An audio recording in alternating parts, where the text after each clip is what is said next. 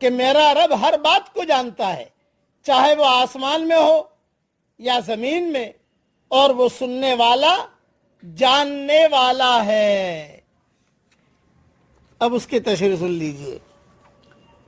قیامت سے انسانی غفلت کا بیان ہے۔ موت کی چکی زور زور سے چل رہی ہے اور لوگ غفلتوں میں پڑے ہوئے ہیں۔